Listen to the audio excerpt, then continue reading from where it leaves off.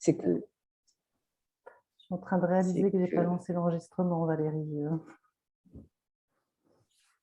Et en fait, c'est ce qui est intéressant, c'est ça, c'est toutes ces ouvertures successives qui se font. La confiance, je crois qu'il faut, qu'il est important d'avoir dans la vie, dans ce passage, etc.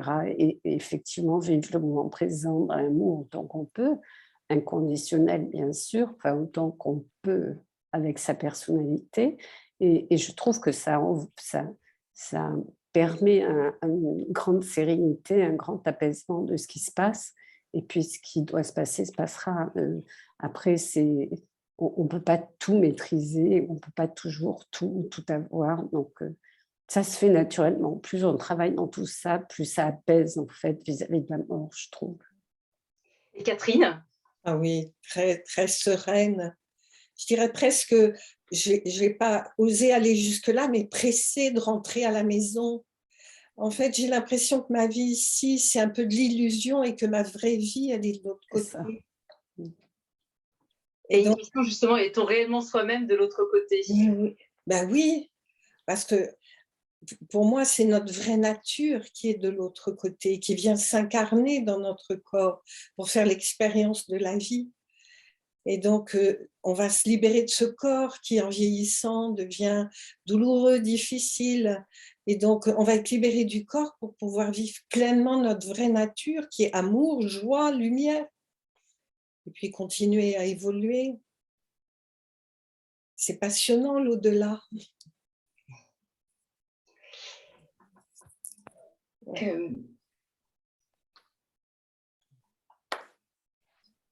Alors, une question aussi, c'est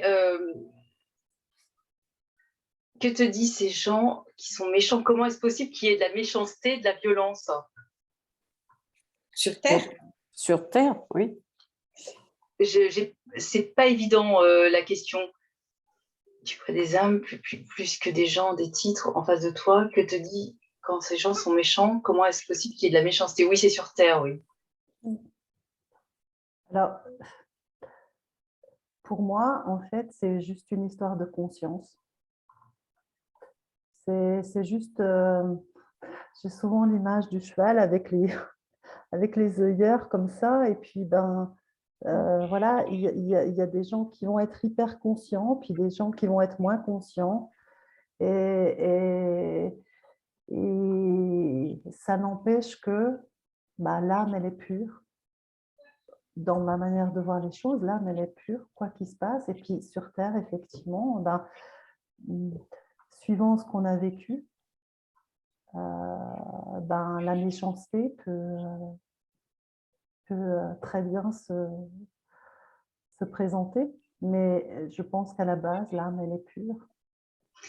Catherine, toi qui fais aussi qui fais une expansion de conscience, quel est ton avis?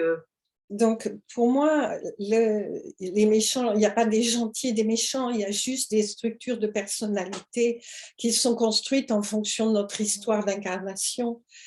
Et donc, plus la personne va avoir souffert, plus elle va avoir été carencée, plus elle va avoir manqué d'amour, de reconnaissance, plus elle va avoir été blessée, eh bien, plus sa structure de personnalité va se construire en rapport et risque de générer de la violence, de la méchanceté, de l'agressivité en situation de stress, de décentrage, de frustration, de tristesse, etc. Je pense que ce n'est pas dans la nature de l'être profond, d'être méchant, mais que ça s'est construit avec le temps, avec toute l'histoire, avec tout ce qu'on se traîne comme couches qui nous viennent du collectif, de la famille, de l'histoire personnelle. Et puis, sans parler des vies antérieures, par exemple, pour les gens qui y croient. Voilà. Après, de toutes les personnes qu'on peut rencontrer, tous les patients qu'on rencontre, toutes les personnes à personnalité très différente, on s'aperçoit, puisque les thérapies sont faites pour apaiser, etc., il est hors de question de commencer à porter un jugement sur la personne. On est complètement en phase ensemble au niveau énergétique, au niveau sérénité. Donc, parfois, on rencontre des gens qui sont extrêmement agressifs, très dominateurs, qui ont eu des métiers où ils ne supportaient pas la discipline, la contradiction, etc. Et en fait, le travail qu'on peut faire consiste quand même à trouver une faille dans ce système qui va nous permettre de rentrer pour apaiser cette personne malgré tout.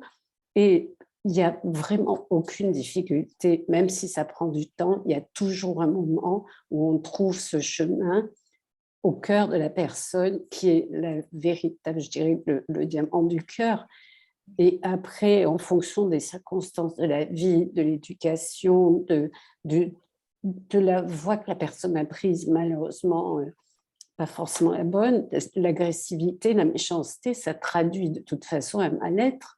Donc, c'est intéressant quand on est dans un milieu de thérapeute de trouver cette raison et de faire en sorte de pouvoir ouvrir autre chose à ces personnes. Il est évident, enfin j'entends bien les questions, je pense que c'est dans la vie courante. Bon, à l'heure actuelle, on est dans une actualité où on se demande jusqu'où peuvent aller certaines personnes dans la cruauté. Il y a des contextes qui s'expliquent bien sûr, je dirais, par la psychanalyse, par la psychothérapie, etc. On va expliquer le pourquoi. Ce n'est pas pour autant qu'on peut accepter des actes comme cela, mais ils ont lieu. Après, on peut voir aussi notre présence sur Terre comme une expérience émotionnelle, comme une expérience charnelle, comme une expérience de diverses choses, dont la méchanceté qui peut être...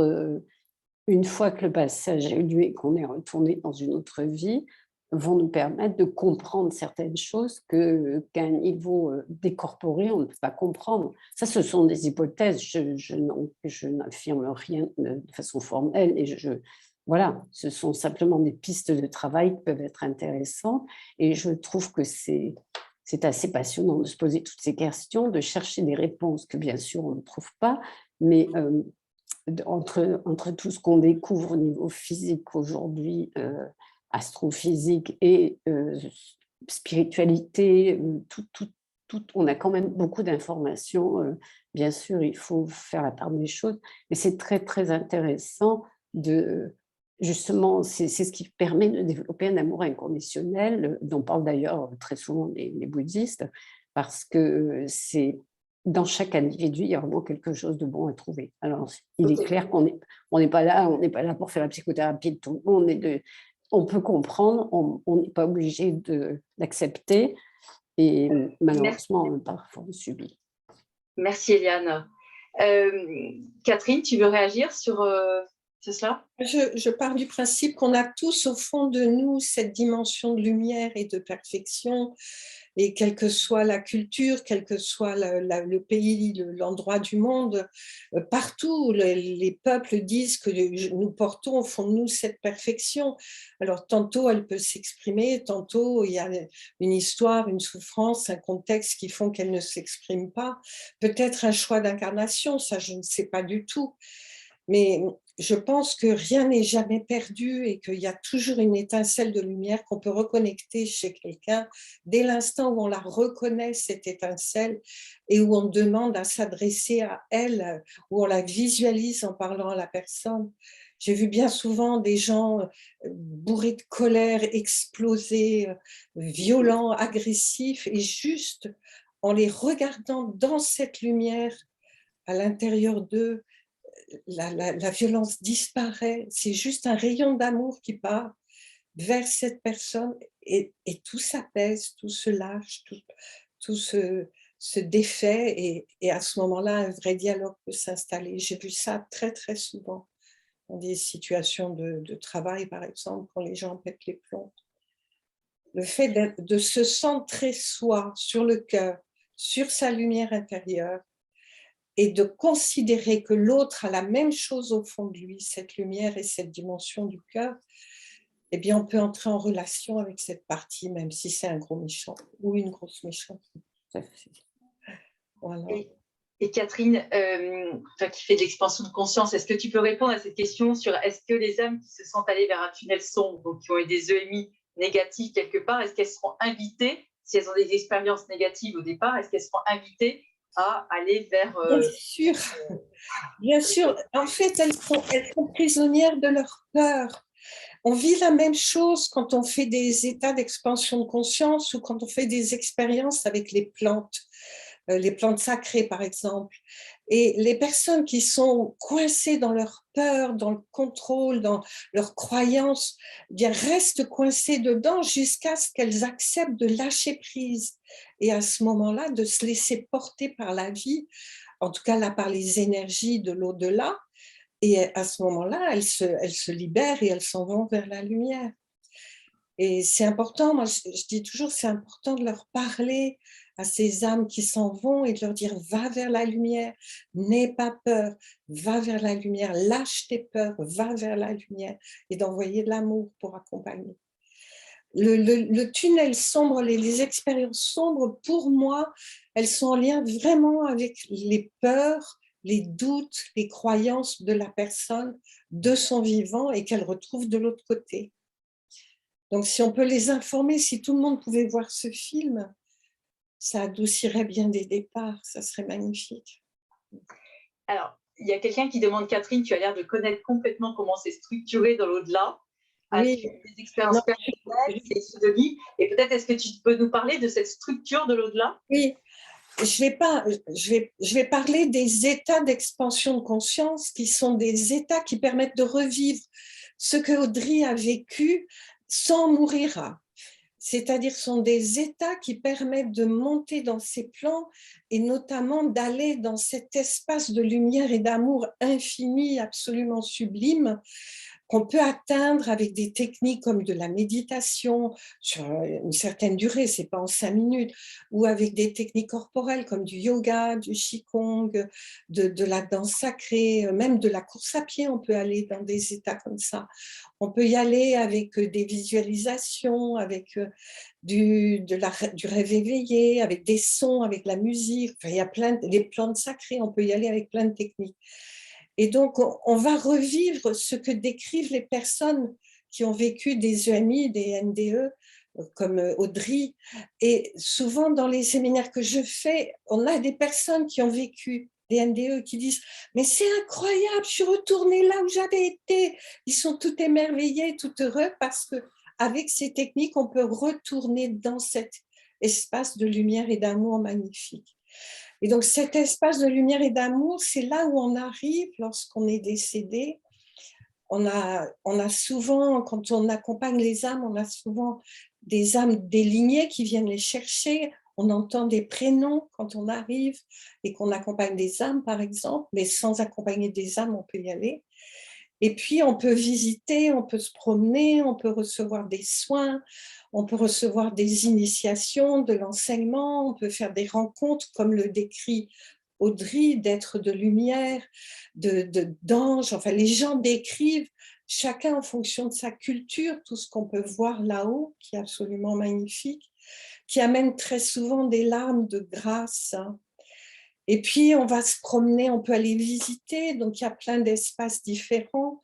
Il y a un espace de soins pour les âmes qui ont des niveaux d'énergie très bas au moment de leur départ, quand elles ont été très, très malades ou qu'elles ont vécu des choses extrêmement violentes pour partir. Donc moi, j'ai baptisé ce lieu la Thalasso des âmes, parce que je ne savais pas comment ça s'appelait. Ensuite, il y a j'ai vu des jardins, des paysages sublimes, mais on ne peut même pas décrire tellement c'est beau. J'ai vu ce que moi j'appelle des universités. Ça ressemblait à des grands bâtiments de cristal où on venait continuer à recevoir de l'enseignement, à se former. J'ai vu des zones de méditation, mais tout ça, c'est très subjectif. Ce sont mes perceptions.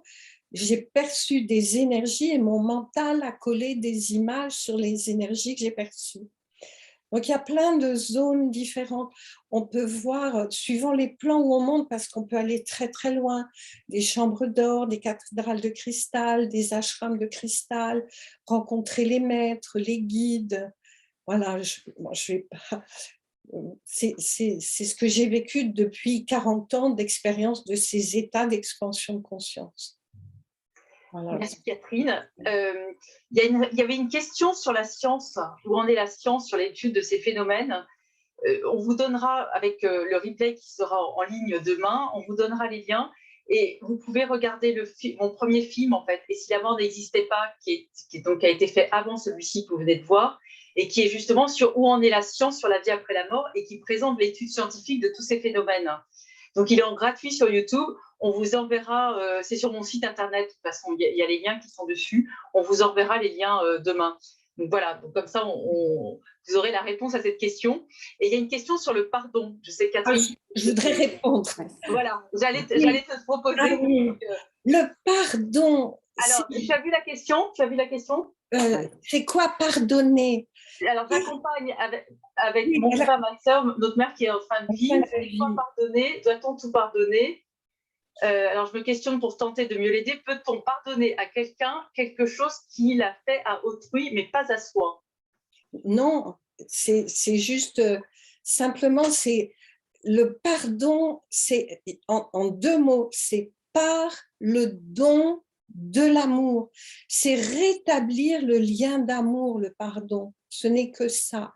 C'est renoncer à sa colère, à son ressentiment. C'est renoncer à sa vengeance et rétablir le lien d'amour. Et pour pardonner, il faut se libérer de sa colère, de sa souffrance. Il faut y faire face, il faut la regarder, il faut l'accepter. Et alors ensuite, lorsqu'on a libéré la colère, le ressentiment, qu'on accepte d'y renoncer, on peut ouvrir les bras et faire ce geste d'accueil, de dire je rétablis le lien d'amour.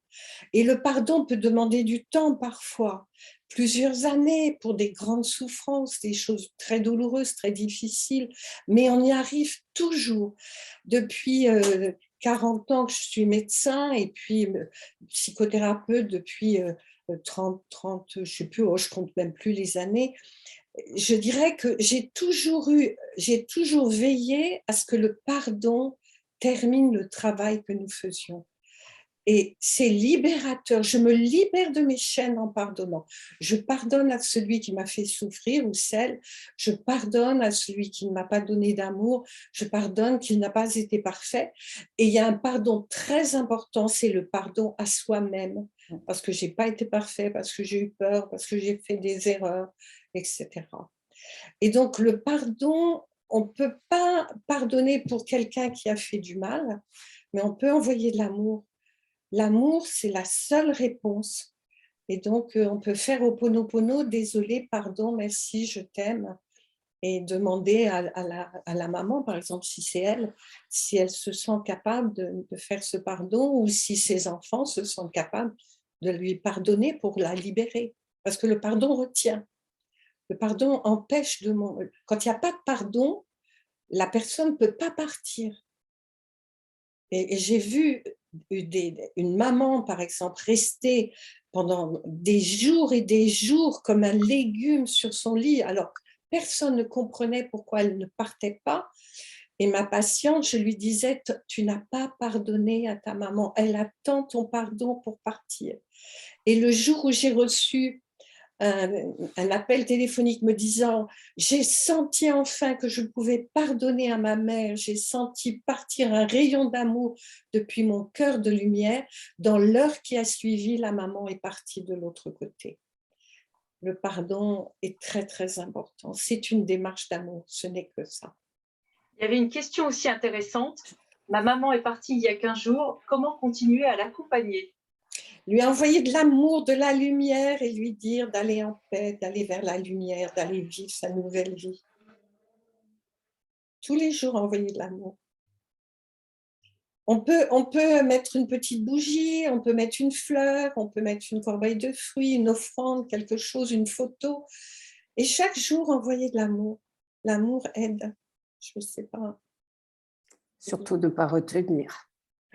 Voilà. Ne pas retenir la personne par ses larmes. Et puis, moi, je voulais juste dire deux petits mots sur le pardon, qu'on ait conscience déjà que le pardon que le non-pardon ne fait souffrir que nous. Quand on ne pardonne pas quelqu'un, c'est nous qui sommes en souffrance. pas forcément, bien sûr, l'autre aussi peut-être, mais pas forcément. On est les premiers à souffrir de ne pas pardonner parce qu'il y a toujours quelque chose derrière de frustration, de vengeance, de souffrance, de colère, etc. Et en fait, ça ronge. Donc déjà, le pardon à soi et le pardon aux autres, ça soulage de tout ça. On appelle ça d'ailleurs le pardon libérateur. Le Tout à pardon. fait, tout à fait. Et accompagner, c'est vraiment aider à partir dans la lumière en ne retenant pas, Surtout, ce qui est difficile. surtout de ne pas retenir et se réjouir parce qu'elle va vers sa vraie vie, ou il va vers sa vraie vie. On n'est que de passage, on est dans de l'illusion ici.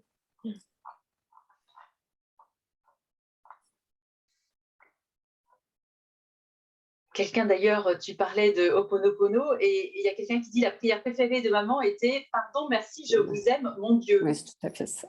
C'est le même, c'est presque les mêmes termes. Désolée, pardon, merci, je t'aime. Voilà. Après, chacun fait aussi ses démarches en fonction de son cheminement, ses croyances, sa spiritualité.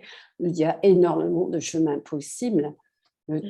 Tant qu'on est dans l'amour et effectivement dans des sentiments ouverts à tout ça, il y a aucun souci. C'est toujours très positif. Il y a une question, les outils pour pardonner lorsqu'on ne peut pas. Alors, je vais vous dire comment moi j'ai fait pour pardonner à mon père, parce que j'ai mis pas mal d'années. Eh bien, je demandais à la partie la plus élevée au fond de moi de le faire à travers moi. Je demandais au divin de venir en moi et de pardonner à travers moi, jusqu'au jour où j'ai eu la force de le faire moi-même. Et ainsi, j'ai pu atteindre l'amour inconditionnel. Et lorsque mon père est parti, j'ai pu l'accompagner dans l'amour inconditionnel.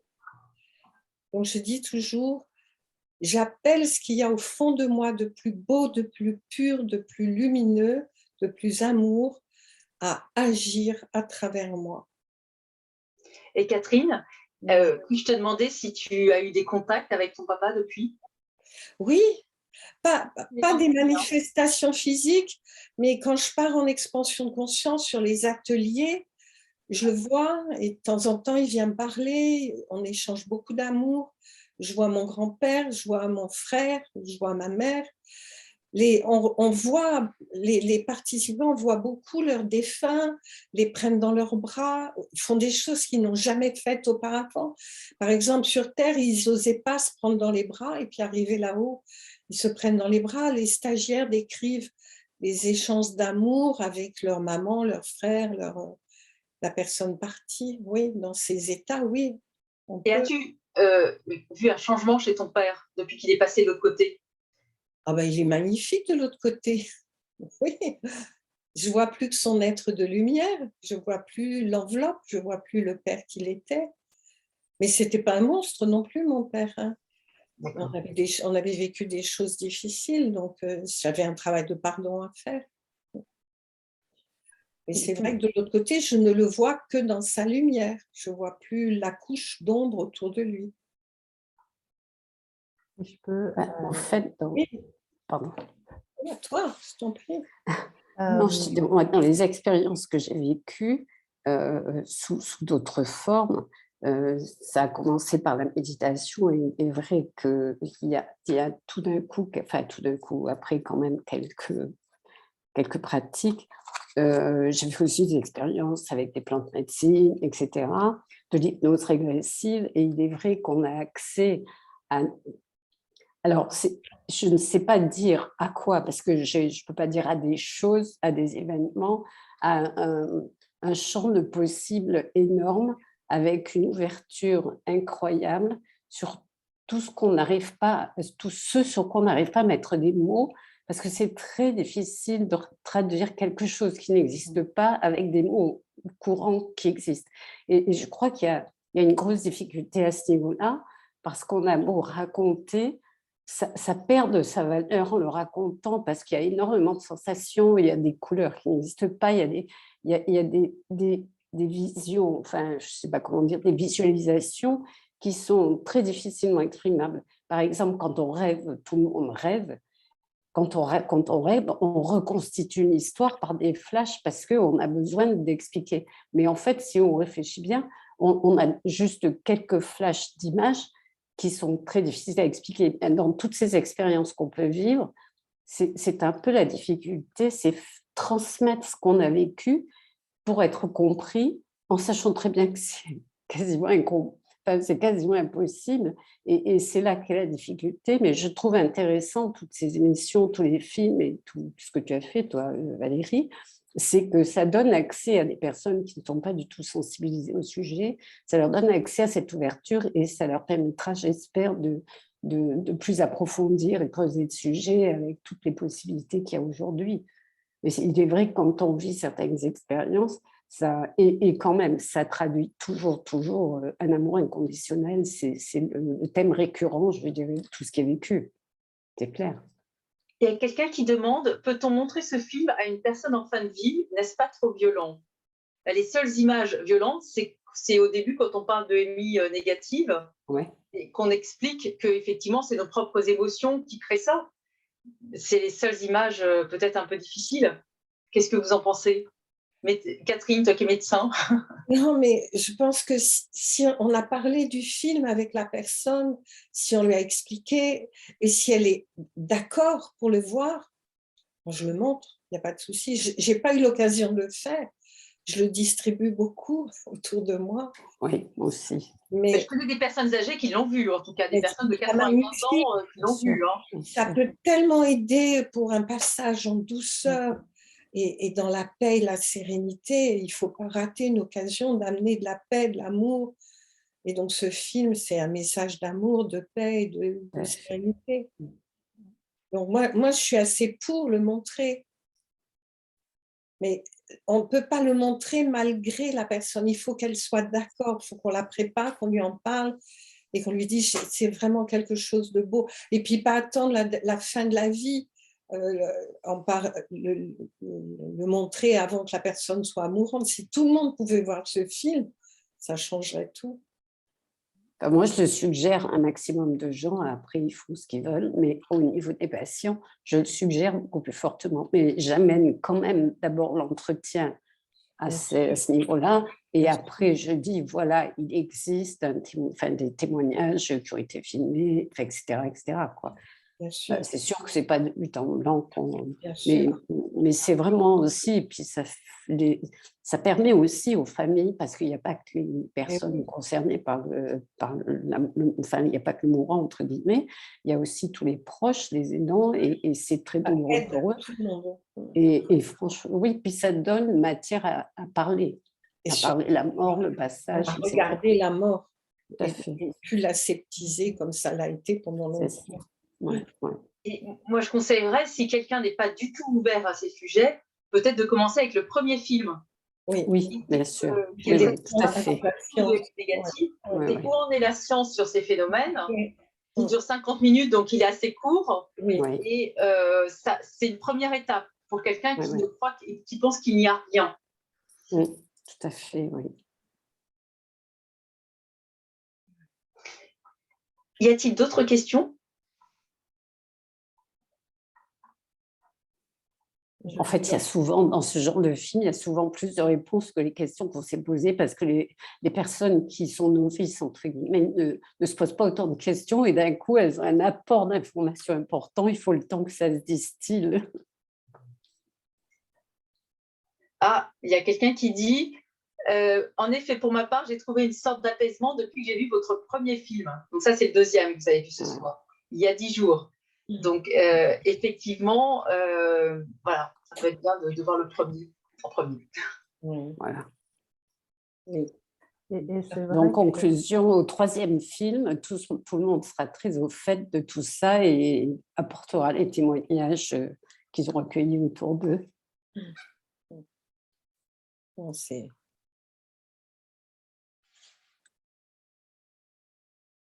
Je crois qu'en fait, en plus... Et un regard religieux, c'est universel, Ouais, c'est magnifique les messages. Ouais. Bon, merci à tous. Et merci Valérie de nous faire des pépites, des Ça, films pépites. Tu en as un troisième en route? Alors, un quatrième, parce que le troisième, c'est Enfin, le l'âme. quatrième, oui, pardon. L'âme, on l'avait montré, on Oui, l'avait oui, projeté avec oui, oui. Audrey au mois de janvier. Oui, Et le quatrième, c'est sur l'intelligence spirituelle au travail. oui. Et Le vers cinquième. une intelligence spirituelle au travail. Catherine, tu voulais ajouter quelque chose? Je parle du cinquième. Et alors, du cinquième, le cinquième, c'est l'âme 2. Donc, le troisième, c'est l'âme, hein, comment on fait une place dans sa vie. Et le cinquième, ce sera l'âme 2 sur l'au-delà et l'invisible. Voilà, mais qui sortira plutôt en 2023. En 2022, ce sera l'intelligence spirituelle au travail. C'est super. Ça. Il y a beaucoup de choses à dire là aussi. Voilà, Hein. c'est bien. Ouais, ouais. Ouais. Super. Petit à petit, on va y arriver. C'est marrant parce que maintenant que tu dis qu'on se quitte, il y a toutes les questions qui arrivent en rafale parce que les gens doivent se rendre compte qu'ils ont oublié de demander.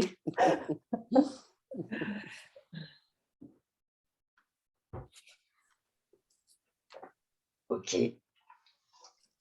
Bon, eh bien, merci à tous. Merci à toi surtout. Et on va envoyer un lien demain, Audrey, avec Oui. donc un mail demain avec les replays, parce que ça demande un peu de travail de mettre en place l'enregistrement et de faire le lien et de le mettre sur YouTube. Et on vous enverra, moi, mon site, c'est valérieseguin.com. Et c'est là où vous avez je vais le noter, vous avez les liens du premier et du troisième film si vous voulez le voir. Voilà. Je les mettrai sous la vidéo YouTube. Ouais, les liens. Voilà. Comme ça, ils y sont. Oula, non, je me suis trompée, j'ai oublié un E. J'ai oublié un E dans mon Valérie, c'est avec un E. Bon, voilà, on le mettra dans le mail. Voilà. Merci. Merci à tout le monde. Merci à vous trois. Il y a des visages connus. Allez. Merci à vous tous.